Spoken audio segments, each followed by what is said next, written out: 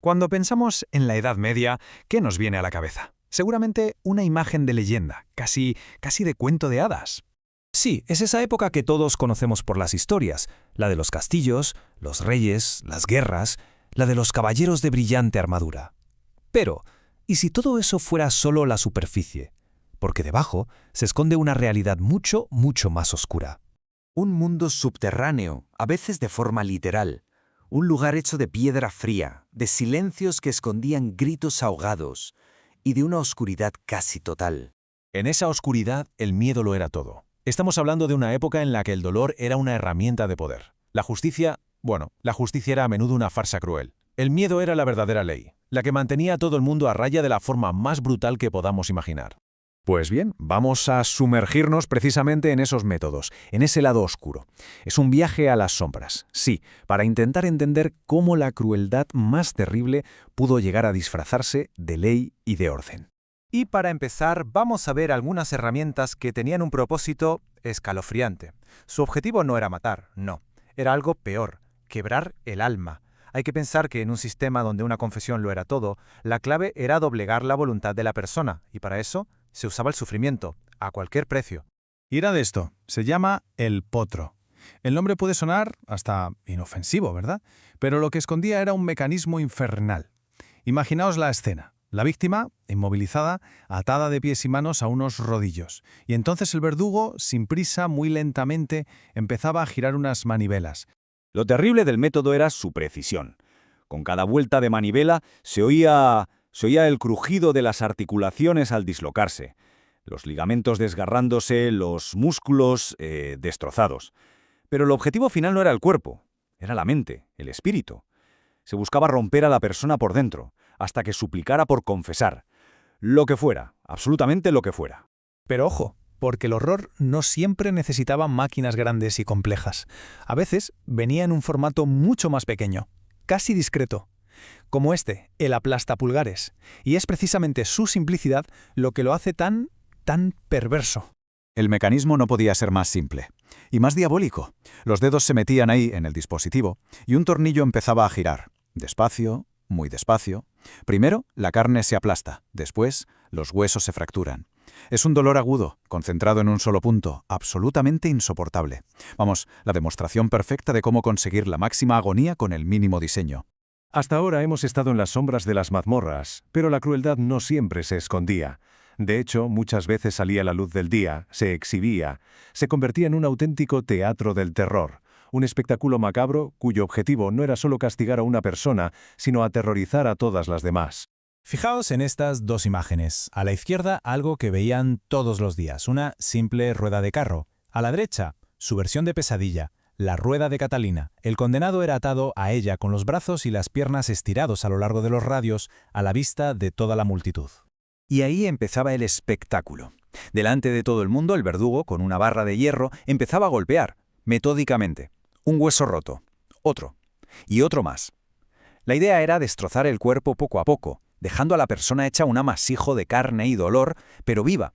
Era literalmente una advertencia viviente para cualquiera que estuviera mirando. Vamos ahora con la silla de interrogatorio. Con este instrumento la cosa cambia. Aquí no se buscaba la rapidez, no. Todo lo contrario, se buscaba alargar el sufrimiento al máximo. Podríamos decir que era una especie de obra maestra de la crueldad, tanto física como psicológica. La víctima era forzada a sentarse, completamente desnuda, sobre cientos de pinchos de hierro afiladísimos. Y además, la inmovilizaban, así que cada movimiento, incluso el simple acto de respirar, hacía que las púas se clavaran más y más en la carne. El verdadero terror aquí no era solo el dolor físico, que era terrible, sino la agonía mental, el saber que no hay escapatoria, que no hay ni un segundo de alivio. Y llegamos a uno de los grandes íconos del terror de esta época. Seguro que os suena. La doncella de hierro. Un sarcófago de metal con forma de persona, ahí, esperando en silencio en la oscuridad. Su sola presencia ya era una promesa de lo que iba a pasar. Pero la verdadera pesadilla no estaba por fuera. ¿Cuál era su secreto mortal? ¿Qué escondía en su interior? Pues su diseño era simplemente infernal. Al cerrar las puertas, unas púas de metal larguísimas perforaban el cuerpo, pero estaban colocadas con una precisión macabra para no tocar ningún órgano vital al principio. La intención, prolongar la agonía, dejar que la persona se desangrara muy lentamente, atrapada dentro, en total oscuridad y completamente sola. Ahora bien, aquí viene un dato importante. A pesar de su fama terrible, la mayoría de historiadores creen que la doncella de hierro fue más un objeto simbólico, algo creado para dar miedo, más que un aparato que se usara todos los días. O sea, que su verdadero poder estaba en la leyenda que se creó a su alrededor, no tanto en su uso real. Y hablando de crueldad convertida en espectáculo, pocos instrumentos pueden competir con el toro de Falaris. Por fuera, lo que se ve, una escultura de bronce imponente, un toro hueco. Por dentro, era el escenario de una de las muertes más espantosas que se han podido imaginar. El proceso era puro sadismo. Paso 1. Metían a la víctima dentro. Paso 2. Encendían una hoguera justo debajo, convirtiendo el metal en un horno. Pero lo más retorcido de todo era la acústica. Había un sistema de tubos en la cabeza del toro diseñado para que los gritos de agonía de la persona se transformaran y sonaran como el mugido de un toro enfurecido.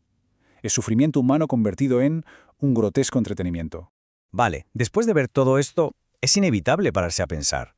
¿Qué nos dice toda esta brutalidad sobre esa época? Y, quizás más importante, ¿qué nos dice sobre la naturaleza humana? Porque hay que entender una cosa. Estos aparatos eran mucho más que simples herramientas de castigo. Eran un lenguaje. Era la forma en que una sociedad entera se comunicaba, a través del terror. Una sociedad donde el cuerpo de una persona se convertía en un lienzo, en el que se pintaba, a la vista de todos, lo que pasaba si desobedecías. Claro, hoy en día hemos avanzado muchísimo en derechos, en justicia, por suerte, pero estos objetos siguen ahí para recordarnos una verdad bastante incómoda, que la capacidad para ser crueles forma parte de nuestra historia. Son un testimonio sombrío de lo que puede pasar, de hasta dónde se puede llegar cuando el miedo es más fuerte que la empatía. Al final, recordar este capítulo tan oscuro no es por puro morbo, es más bien una advertencia, una que nos obliga a preguntarnos si de verdad hemos dejado atrás toda esa oscuridad, o si simplemente ahora tiene formas nuevas, quizá más sutiles. La pregunta desde luego da que pensar y se queda ahí, en el aire.